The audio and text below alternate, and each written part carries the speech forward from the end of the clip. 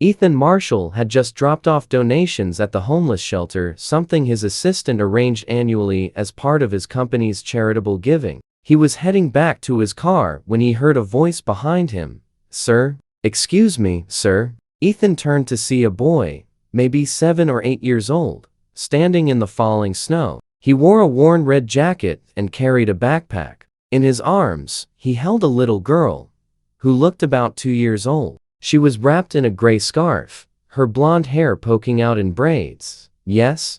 Ethan said. "Sir, my sister can't walk. Her legs don't work right. The shelter is full, and they said we can't stay tonight. Can we stay with you, please? Just until tomorrow? I'll work for it. I can clean or carry things, or whatever you need."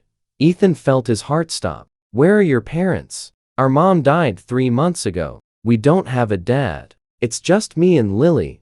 The boy's voice was steady, but Ethan could see he was shivering. "The social workers are looking for a foster home that can take both of us, but nobody wants to take a kid who can't walk. So we're on a waiting list. But we need somewhere to sleep tonight, and the shelter is full." "And wait," Ethan interrupted. "You've been living at the shelter?" "Yes, sir. For 2 weeks. But they said tonight there's no room because of the storm. More people need beds. And Lily gets cold really easy because of her condition. And I'm worried if we stay outside tonight."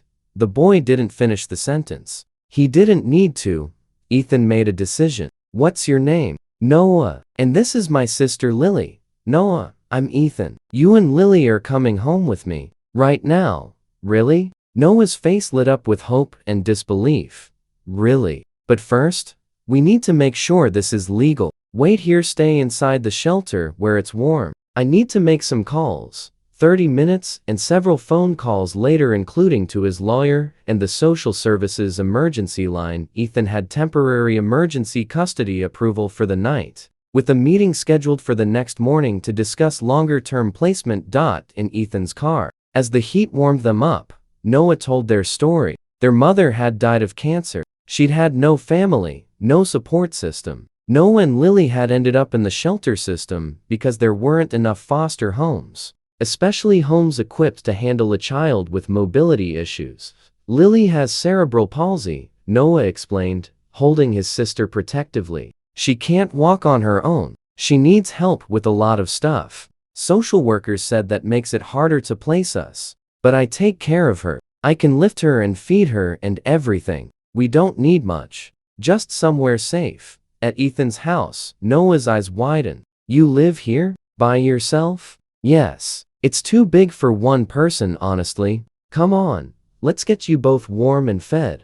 Over dinner, Noah eating ravenously while carefully feeding Lily small bites. Ethan learned more. Noah had been taking care of Lily since their mother got too sick to manage. He'd learned how to dress her, feed her, help her with physical therapy exercises. He was 8 years old and shouldering responsibilities that would overwhelm most adults. "Why did you stop me?" Noah asked. "Most people walk past kids like us. Because you asked for help.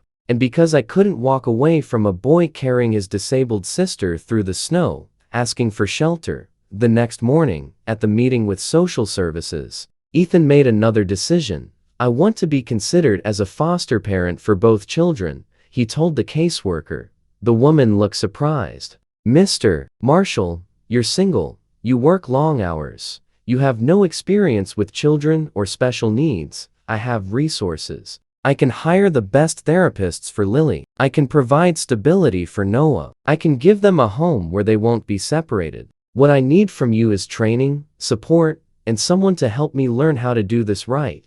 This isn't a short-term commitment, I understand that. These children need a permanent home. I'm offering one." Over the following months, Ethan's life transformed. He hired a specialized physical therapist for Lily. He enrolled Noah in a good school. He took parenting classes, learned about cerebral palsy, modified his home for accessibility. His work hours changed. He left the office in time for dinner, attended Noah's school events, took Lily to therapy appointments. "Why are you doing all this?" Noah asked one evening, 6 months after that snowy night. "You could have just given us one night and sent us back to the shelter. Because you asked me for help." And because when I saw you carrying Lily through the snow, trying to protect her, I saw something I'd been missing my whole life. What's that? Purpose. Noah, I built a successful company. I made a lot of money. But I was coming home every night to an empty house, wondering what it was all for. You and Lily showed me what it's for: to take care of people who need it. To be there for family. We're your family. If you want to be, I'd like to adopt you both. Make it permanent. But only if that's what you want. Noah looked at Lily, who was playing with blocks on the floor, then back at Ethan. Lily needs a dad. Someone who won't give up on her because she's different. And I'm really tired of taking care of everything alone. You won't be alone anymore. We'll take care of each other. That's what families do.